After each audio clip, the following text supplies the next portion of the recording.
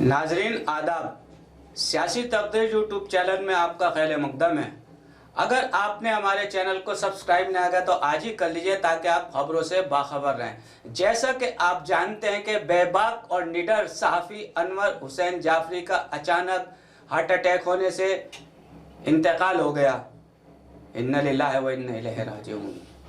ये खबर एक तरह से जंगल में आग की तरह फैल गई। उर्दू सहाफ़ी में एक मातम सी सब बिछ गई और देखते ही देखते आनन फानन में व्हाट्सएप पे और ख़बरें और कॉल आने शुरू हो गई। किसी को यकीन भी नहीं हो रहा था कि अनवर हुसैन जाफरी हमारे बीच नहीं रहे। जैसा कि वो जानते कि हमेशा आए, सियासी तकदीर के ऑफिस में अक्सर वो आया करते थे। यहाँ आते ही उन्होंने बैठे लड़के से पानी मांगा गर्म, लेकिन इतनी देर में लड़का पानी देता और उनकी रूह जो थी परवास कर चुकी। समझ में नहीं आया क्या करना। यहाँ से लेके फ़ौरन ही उनको जो है पन अस्पताल ले जाएगा, जहां उन्हें मुर्दा करार दे दिया गया। आप जानते हैं कि वो हमेशा बेबाक और बेलौस आदमी थे, लोगों की खिदमत करते थे और ख़ासकर वो सहाफ़त में सवालों के हवाले से हमेशा जाने जाते थे और किसी से डरते नहीं थे और हमेशा लोगों की हमदर्दी में लगे रहते थे। इसी सिलसिले में हमारे साथ दिल्ली प्रदेश कांग्रेस कमेटी के सेक्रेटरी मोहम्मद तैयब मौजूद हैं। हम इनसे जानना चाहते हैं क्योंकि अक्सर वो इनके साथ भी बहुत इनके करीबी ताल्लुकात थे। वैसे तो उनके सभी से करीबी ताल्लुकात रहते थे, लेकिन उनसे इनसे ज़्यादा रहती थी और आमतौर से इनका मिलना जुलना रहता था। तो हम इनसे जानना चाहते हैं कि उनके बारे में खिराज अक़ीदत के तौर पर दो बातें कहें। तैयब साहब। अनवर हुसैन जाफरी जो थे बहुत बढ़िया सहाफ़ी थे और जैसे ही उनके इंतकाल की खबर लगी, लोगों में एक उर्दू मीडिया के अंदर एक गम की लहर। हाँ, और एक उनमें बहुत अच्छा उनका व्यवहार था, बहुत सही बात करते थे, बहुत अच्छी खबरें होती थी उनकी। और वो जब भी मैंने उनसे कभी किसी खबर के हवाले से कुछ कहा तो ये कहते थे आप मुझे इंटरव्यू दीजिए, मैं वही खबर लगाऊंगा जो और लोगों को आपने खबर दी है, मैं वो खबर नहीं लगाऊंगा। बिल्कुल। आप मुझे दीजिए, मैं खबर वही लगाऊंगा। और इस मामले में वो बहुत अच्छे थे, बहुत नेक दिल इंसान थे, बहुत अच्छे थे। अल्लाह मियाँ उनकी मग़फ़िरत फरमाए, उनको जन्नतुल फिरदौस में आला से आला मकाम अता फरमाए। अच्छा, कोई ऐसी बात जो याद रह जाती है तो आपकी उनसे जैसे अक्सर मुलाकातें होती थी, तो कोई ऐसे हवाले से? अनवर भाई से मेरी जब भी मुलाकात होती, हमारी रेजिडेंस जो है पुरानी दिल्ली में है, तो अगर कभी रास्ते में तो बेचारे मुस्कुराते ही रहते थे। बहुत बढ़िया इंसान थे वो। उनको उर्दू मीडिया हमेशा याद करेगा और एक बहुत अच्छा सहाफ़ी खोया उन्होंने।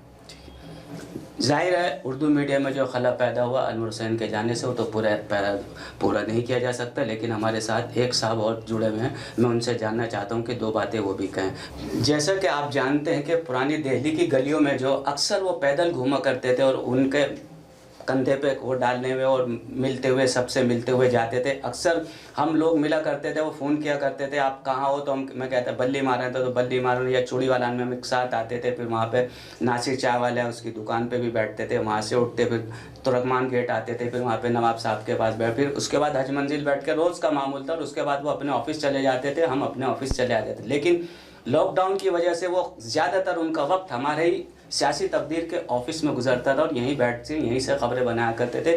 और रोज़ की तरह उस दिन भी उन्होंने ऐसे ही फ़ोन किया कि कहाँ हो, और मैंने उनको बुलाया कि मैं तुर्कमान गेट हूँ और वहाँ से मिलते हुए उन्होंने बताया। हमारे दोस्त हाजी फैज़ान ने कि रामेश भाई इनसे कहो कि अस्पताल जो सर्वाइकल कह रहे हैं, सर्वाइकल नहीं, जो यहाँ दर्द हो रहा है तो ये कुछ और बीमारी अटैक का हो सकता है। या तो इन्होंने कहा अच्छा मैं दिखाऊंगा, क्योंकि शाम को उनकी बहन की शादी थी। वहाँ मेरे साथ रोज़ के मामूल की तरह यहाँ आए और यहाँ आकर पानी मांगा और उसके बाद जो है फिर एक हमने बहुत अजीज़ साथी खो दिया।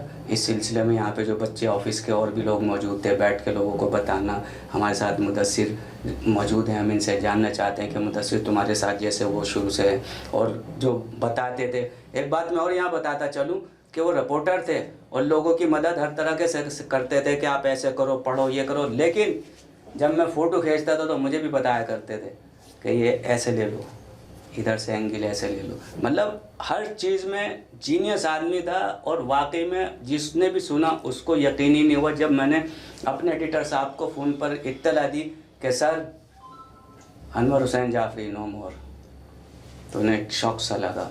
जिस तरह से वसी ने मुझे बताया था कि जाफरी साहब नहीं रहे और अब अचानक वहाँ पे जो खड़े हो गए, और उसके बाद का जो मंजर था वो बताए से नहीं बताया जाता, लेकिन हमारे साथ मुदस्सिर मौजूद है, ये बताएंगे कि उस वक्त ये इनके साथ अंदर थे तो आखिरी टाइम में यही उनके साथ तो।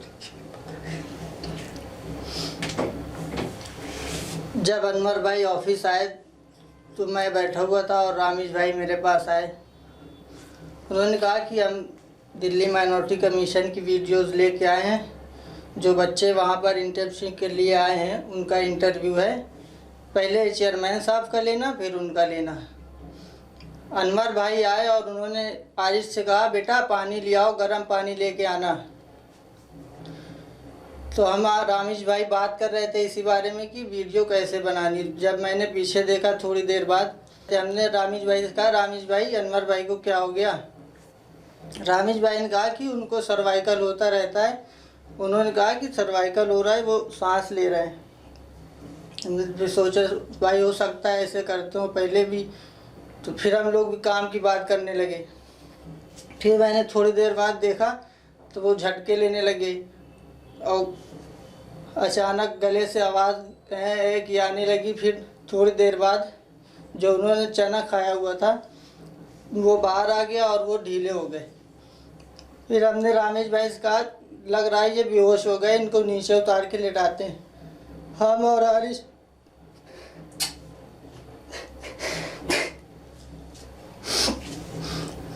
उस पकड़ के नीचे उतारा। फिर मैंने कहा आरिश भाई पानी लिया यार, गरम डालते हैं, देखते हो सकता है बेहोश हो गए हूँ। जब पानी डाला तब भी होश ना आया। फिर उसके बाद अफसर भाई ऑफिस आए, उन्होंने देखा चेक किया तो उन्होंने कहा कि शायद अब ये नहीं है। फिर हम लोग ने माने नहीं मगर अस्पताल लेके गए।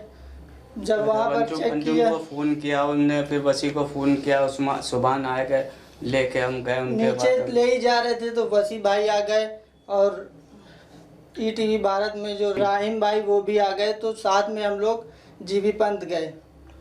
ऑटो वाला आप देखिए कि कितना बेहतरीन आदमी, उसने किराया तक नहीं मांगा, अंदर तक हमारी हेल्प की उसने। जब मैं अंदर गया चेयर लेने तो उसने मदद की, उनको लेटाया हमारे साथ और अंदर तक ले गया। फिर चेकअप हुआ। ऐसे लोग बहुत मुश्किल होते हैं मिलना कि बुरे वक्त में पैसा न ले। वो बेचारा बाहर से ही चला गया, उसने ये तक नहीं कहा भाई मेरा पैसा दे दो। फिर उसके बाद जब डॉक्टर ने चेक किया तो कहा भाई ये पहले ही ख़त्म हो चुके।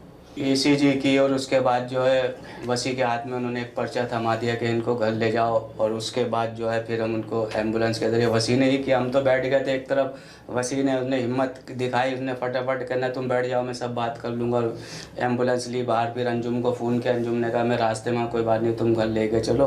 फिर उसके बाद घर गए। लेकिन यही है कि कुछ यादें हैं, कुछ वादे हैं जो छोड़ गए हैं। अक्सर हमारे वालिद साहब एक शेर कहा करते थे, मैं इस शेर के बाद ये कहकर ख़त्म करूँगा बात को कि अब यकीनन तुझे आराम की ख्वाहिश होगी, अब यकीनन तुझे आराम की ख्वाहिश होगी, ज़िंदगी तुझसे बहुत काम लिया है मैंने, ज़िंदगी तुझसे बहुत काम लिया है मैंने। अल्लाह में उनकी बीवी को, बच्चों को, लवाइटीन को सब्र जमील अता फरमाए। और हमारी सब सहाफ़ी बिरादरियों से उम्मीद है कि उनके लिए दुआ करें कि उनको जन्नतुल फिरदौस में मकाम अता करें। और जो हमारे हम जैसे और जो उर्दू वाले गरीब सहाफ़ी है उन लोगों के बारे में भी सोचें, क्योंकि आपने देखा एक सच्चा और वफ़ादार सिपाही जो होता है, ख़ास उर्दू का हो या कोई भी हो, हमेशा पैदल घूमता था। और हमेशा लोगों ने उन्हें पैदल ही घूमते हुए देखा। और हम पूरी पुरानी दिल्ली की गलियों में पैदल घूमते थे। और बहुत से तो लोग भी अभी कहते हैं कि अब तो हम तुम्हें अकेले ही घूमते हुए देखा करेंगे, जोड़ी टूट गई तुम्हारी, तुम अकेले ही रहोगे कभी। सियासी तकदीर यूट्यूब चैनल को सब्सक्राइब करें और बेल आइकन पर क्लिक करें ताकि आपको सबसे पहले खबरें मिलती रहें।